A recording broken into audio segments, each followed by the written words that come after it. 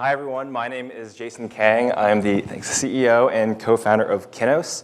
It's really an honor to be here today, and I'm really excited to share with you my journey of invention. So this is my dad standing next to the first of many patents he would eventually receive. As a kid, I thought he was the coolest person in the world. And now that I'm a little bit older, he's not Elon Musk, but he's up there. And I think as you grow older, you realize that no human being is perfect. But my dad is about as inspiring and self-sacrificing a person as I've ever met. A really good example of this is that he always dreamed of being an inventor. And when I was really young, he started this biomedical device company. And he poured a lot of time and money into it, but ultimately chose to shut it down to take a job as a professor to support the family and for the stability. And even though he gave up his dreams of entrepreneurship at that time, he always tried to instill the spirit of creativity in me. One of the best habits I picked up was drawing out one invention idea every single day, starting when I was 8. By the time I got to high school, I had this mountainous stack of papers with these totally wild and imaginative ideas, things like perpetual energy machines using water siphoning, or heating tea using calcium carbonate and dissolving it in water to generate the heat. And my dad would go out of his way and humor me and bring back calcium carbonate from his lab or teach me how to start a siphon with a tube to test these ideas out, even though he knew they probably wouldn't work. What my dad taught me is that taking action means a lot more than pencil and paper, and that you should never say no to an idea until you've tried it out.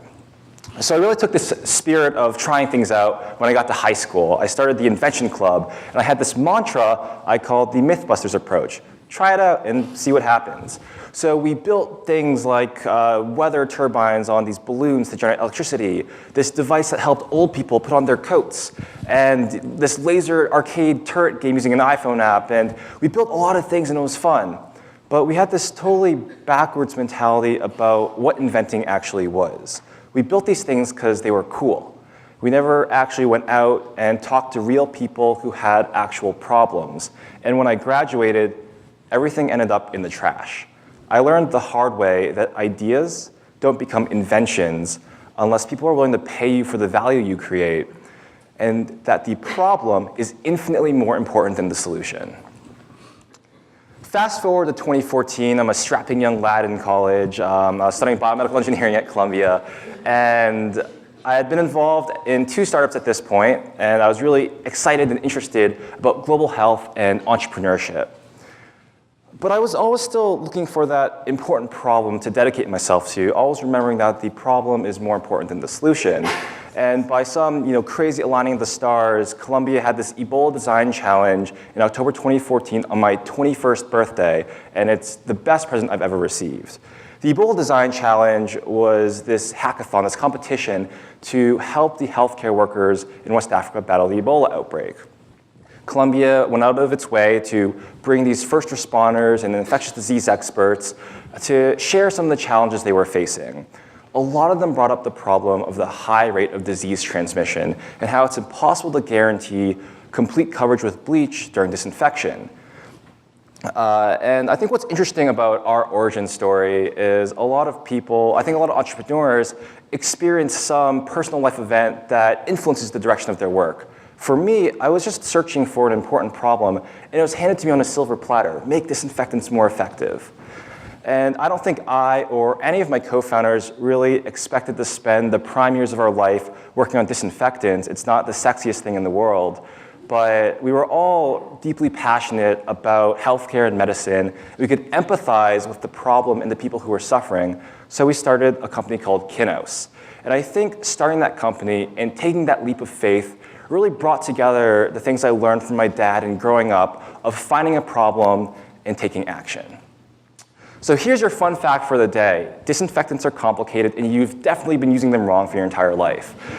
So as the healthcare workers mentioned, the disinfectants are transparent. You can't see where you're applying it. You miss a lot of spots. Have you covered every single square inch? Can you guarantee every nook, cranny, and wrinkle of your hazmat suit has been disinfected? It's hard to tell.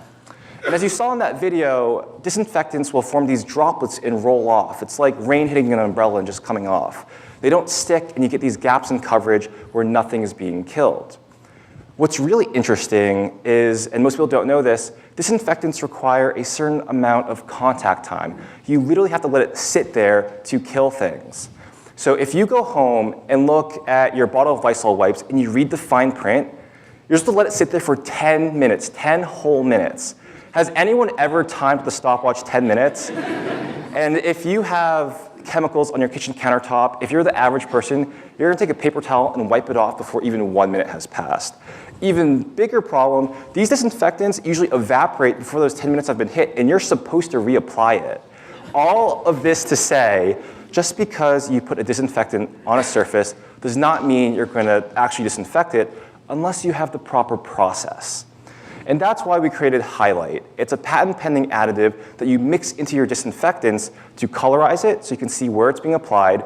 It fully covers and sticks to waterproof surfaces, and the color fades from blue to clear, and this tells you exactly when decontamination is done. You can give this to a completely untrained healthcare worker. You can pull someone off the street and say, make sure everything is blue. Once the color is gone, you're good to go. So we're eliminating human error from this process of disinfection and bridging the gap between just having a disinfectant and actually being able to use it effectively. So starting a company in college, like you would imagine, is not easy. We often had to prioritize between schoolwork and friends, sleep and kiddos. And the one thing we all really appreciated from college was the friendship, so we always prioritized that. The first thing to go was sleep. We slept like 4 or 5 hours a night, whatever. The second thing to go was schoolwork. So we have this hallowed story in our kiddos folklore that we like to share about the time the fire department of New York invited us to demo. They literally invited us a few hours before their hazmat unit was doing this Ebola training at Mount Sinai Hospital, and it was the night right before this huge organic chemistry midterm. I remember, so I didn't study, and I remember taking the test the next day and finishing after like 20 minutes, and as I was walking down to hand it in, everyone looked up and was like, whoa, that guy must be so smart. No, I completely bombed it. I got a 16 out of 100, and that's an actual photo of my test. But the FDNY became our first customers. So to address the elephant in the room, I know this is a horrible chemistry grade, and we have a chemistry-related product. The grade does not reflect the product. Our chemistry has gotten a lot better since then. And I say that jokingly, but it's also true. We didn't have a chemistry background. We didn't know the first thing about infectious diseases, so we taught ourselves. I think a lot of would-be entrepreneurs and inventors never take that leap of faith because they think someone more qualified is working on it. They need an advanced degree, or they need X years of industry first. I don't think there's anything you cannot learn if you care enough.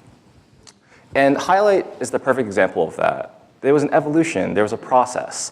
If you look at our first prototype on the left, we literally went to the grocery store and poured some food coloring and bleach. It lasted for like 3 seconds, it didn't work at all.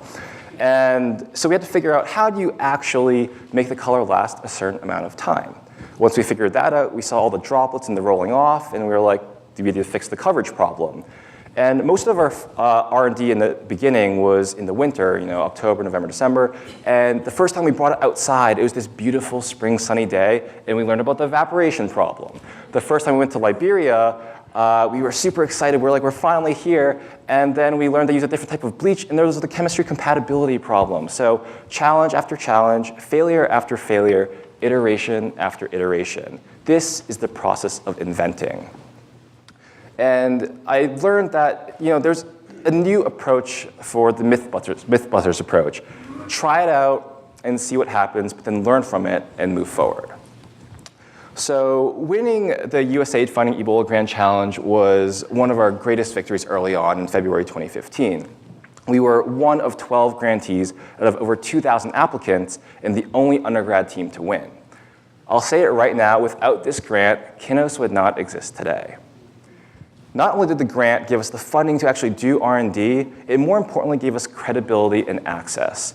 Imagine how difficult it would be to convince busy doctors during the middle of a global pandemic to try something these 20-year-olds made.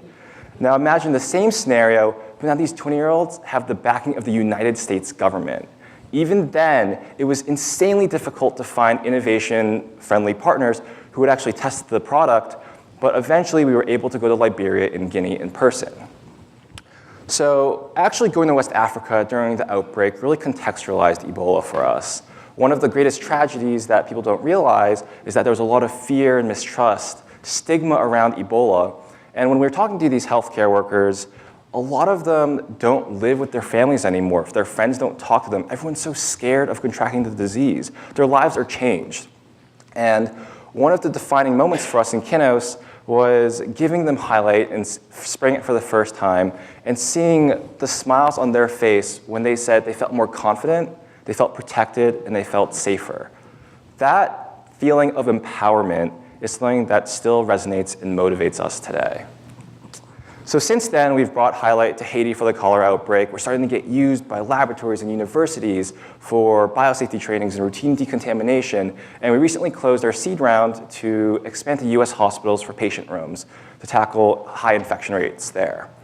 And we learned a lot along the way, and I think I know a little bit more what it means to be an inventor now, but trust me when I say we have a long, long way to go.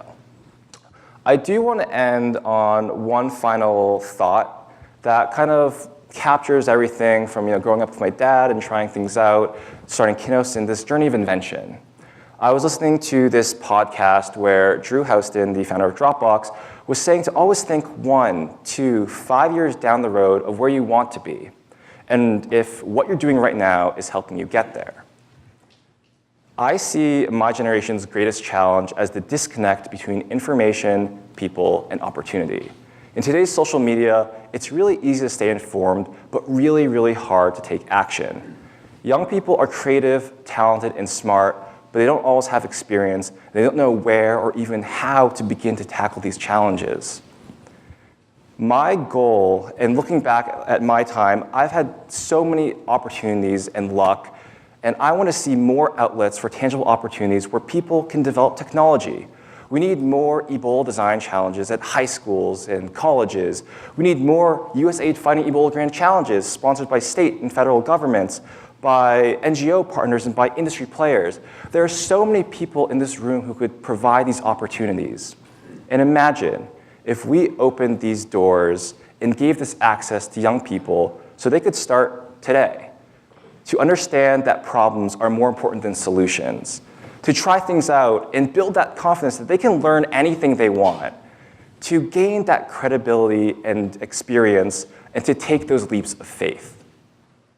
In 1, 2, or even 5 years from now, just imagine where this generation of young inventors could take us. Thank you.